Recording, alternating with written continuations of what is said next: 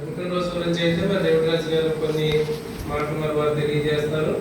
నేనైతే ఉపవాస ప్రార్థనల గురించి ఒక 5 నిమిషాలు మాత్రమే నేను మాట్లాడి తర్వాత వారికి సమయాన్ని ఇస్తాను. ఇక్కడ ఉన్నటువంటి యొక్క విషయంలో 17వ కీర్తన పైన ఏం రాయబడిందండి? దావీదు యొక్క ప్రార్థన. కాబట్టి ప్రియులారా, ఆయన ప్రార్థనలో ఉన్నటువంటి మొట్టమొదటి మాట చూడండి, యెహోవా న్యాయము ఆలకించుము, నా మొరను అంగీకరించుము, నా ప్రార్థనకు చెవియొగ్గుము. అది కపటమైన పెదవుల నుండి వచ్చినది కాదు. కాబట్టి ఉపవాస ప్రార్థన చేసినా, మీ వ్యక్తిగత ప్రార్థన చేసినా, ఏ ప్రార్థన చేసినప్పటికీ కూడా ప్రియులారా, మొట్టమొదటిగా ఇటువంటి యొక్క విధానాన్ని దేవుని దగ్గర మన యొక్క యథార్థతను మనం కనబరుచుకునేటటువంటి వారుగా ఉండాలి. ఆయన చెప్తున్నటువంటి మాట చూడండి, ఒకవేళ నేను చేసేటటువంటి ప్రార్థన అది కపటమైనటువంటి పెదవుల నుంచి వస్తున్నటువంటిది కాదు.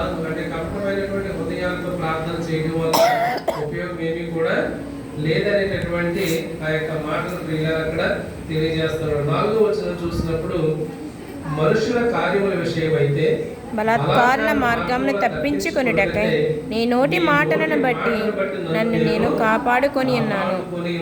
దేవునికి స్తోత్రం, హల్లెలూయా. కాబట్టి ప్రియులారా, మన ఆత్మీయ జీవితాన్ని, మన వ్యక్తిగత జీవితాన్ని కాపాడుకోవాలంటే మనుషుల యొక్క మాటలను బట్టి ప్రియులారా మన జీవితాన్ని మనం మార్చుకోలేము. మనుషుల యొక్క మాటలను బట్టి ప్రియులారా మన యొక్క నోటి మాటను బట్టి మనము కాపాడుకోలేము. కానీ దేవుని నోట నుండి వచ్చేటటువంటి ప్రతి మాట వలన కూడా మన యొక్క ఆత్మీయ జీవితాన్ని మనం కట్టుకునేటటువంటి వారముగా ఉంటాం. కాబట్టి పెద్దవారమైనా చిన్నవారమైనా, లేదనుకుంటే ప్రియులారా ఈ యొక్క యవనస్తులు అయినప్పటికీ, లేదనుకుంటే ఈ రోజు పుట్టినరోజు చేసుకున్నటువంటి అజయ్ కావచ్చు, ఇంకా ఉన్నటువంటి వయసు బిడ్డలు కావచ్చు, ఎవరైనప్పటికీ కూడా మీ జీవితాన్ని మీరు కట్టుకోవాలంటే, మీ జీవితాన్ని మీ యొక్క సరైనటువంటి మార్గంలో వెళ్ళాలంటే చేయవలసినటువంటి పని ఏంటంటే ప్రియులారా, దేవుని మాట వినేటటువంటి వారముగా ఉండాలి. దేవుని మాట వింటే ఏమొస్తాయంటే భయభక్తులు అనేవి వస్తాయి. దేవుని మాట వింటే పెద్దల ఏడల విధేయత వస్తుంది. దేవుని మాట వింటే ప్రియులారా తల్లిదండ్రులు గౌరవించడం అనేది వస్తుంది. కాబట్టి ఇక్కడ చెప్తున్నటువంటి మాటలు మనం చూసినప్పుడు దేవుని యొక్క మాట ఏం చెప్తుంది? పిల్లలారా మీ తల్లిదండ్రులకు మీరు లోబడి ఉండండి అనేటటువంటి ఆ యొక్క విషయం. కాబట్టి అది ఎక్కడి నుంచి వచ్చిందంటే దేవుని యొక్క నోట నుండి వచ్చినటువంటి మాట.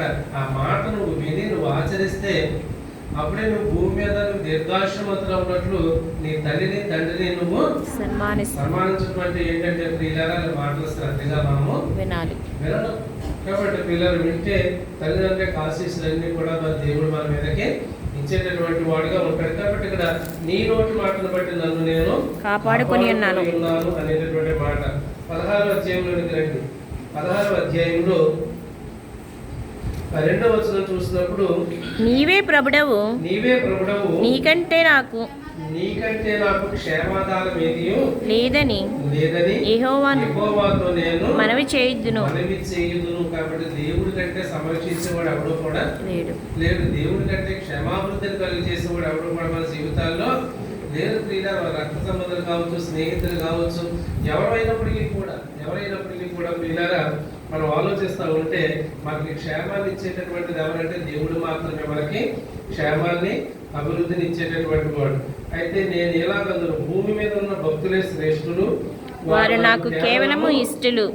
కాబట్టి నీ యొక్క జీవితంలో దేవునికి ఇష్టడుగా ఉండాలంటే ఏం చేయాలంటే ప్రియులారా ఆయన భయభక్తులు కలిగినటువంటి వాడుగా ఉండాలంటే, భక్తి కలిగినటువంటి వారుగా ఉండాలి. ఒక శ్రేష్టమైనటువంటి జీవితాన్ని దేవుడు అనుగ్రహిస్తాడు. యెహోవాను విడిచి వేరొకరిని అనుసరించి వానికి శ్రమలు విస్తరించును. కాబట్టి ప్రియులారా దేవుని మాట ఏం చేస్తుందంటే మన నడవడికల్లో మన జీవితాన్ని సరైనటువంటి మార్గంలో కట్టేటటువంటిదిగా ఉంటుంది. కాబట్టి మరి దేవుని విడిచి వేరొకరిని అనుసరించేటటువంటి వారికి ఏమి విస్తరిస్తాయంట? శ్రమలు విస్తరిస్తాయంట. కాబట్టి ప్రియులారా అక్కడ వేరొకని అన్నాడా, లేదంటే వేరొక దేవుని వేరొక దేవత అన్నాడా? వేరొకని. కాబట్టి ప్రియులంటే వేరొకరంటే అక్కడ దేవతలు లేదనుకుంటే ఆ యొక్క దేవుళ్ళు, విగ్రహాలు ఇవన్నీ చెప్పలేదు. దేవుడు విడిచిపెట్టేసి లోకంలో ఎవడి మాట విన్నా కూడా నీ జీవితము సరైనటువంటి మార్గంలో ఉండదని చెప్పేసి దేవుని యొక్క వాక్యము చెప్తా ఉంది. కాబట్టి ప్రియులారా, ఇప్పుడు ఎవరి మాట వినాలంటే దేవుని మాటే వినాలి. రెండవది ఏం చేయాలంటే ప్రియులారా, దేవుని అనుసరించేటటువంటి వారి మాట మాత్రమే వినేటటువంటి వారముగా ఉండాలి. అలా కాకుండా వ్యర్థమైనటువంటి మాటలు మనం వినేటటువంటి వారంగా ఉంటే మన ఆత్మీయ జీవితం, మన భక్తి జీవితము ఎప్పుడు కూడా సరైనటువంటి మార్గంలో వెళ్ళదు, సరైనటువంటి మార్గంలో నడిచేటటువంటిదిగా ఉండదు. కాబట్టి ప్రియులారా, మన యొక్క విషయాన్ని మనం ఆలోచన చేసుకుని దేవుని యొక్క మాట చొప్పున నడవడానికి మనం ఏం చేయాలి? మనం ఒక తీర్మానాన్ని తీసుకుని అప్పుడు ప్రార్థన చేయాలి. మనం ఎప్పుడో లోకంలో అల్లిన మాటలు వింటూ, మనుషుల యొక్క మాటలు వింటూ మనం ప్రార్థన చేస్తే దానివల్ల ఉపయోగం ఏమీ కూడా లేదు. మనం మనుషులను అనుసరిస్తూ, లోకాన్ని అనుసరిస్తూ ప్రార్థన చేస్తే ఆ ప్రార్థన సరైనటువంటి జవాబు రాదు. అందుకే ఆ 17వ కీర్తనలో ఏమన్నాడంటే, నా నోట నుండి వచ్చేటటువంటి ప్రార్థన అది కపటమైన కలువ నుండి వచ్చేటటువంటి ప్రార్థన మాత్రము కాదు అని అంటున్నాడు. కాబట్టి ఇలాగ అటు రీతిగా మనం కూడా ఈ రాత్రి మనం ప్రార్థన చేస్తే మన ప్రార్థనలన్నీ ఆలకించి దేవుడు జవాబు దయచేసేటటువంటి దేవుడుగా ఉంటాడు. కాబట్టి ప్రియులారా, మరటువంటి ప్రార్థన చేయడానికి మనం సిద్ధపడదాము. ఈ కొద్ది మాటలు దేవుడు దీవించి ఆశీర్వదించును గాక. ఆమేన్.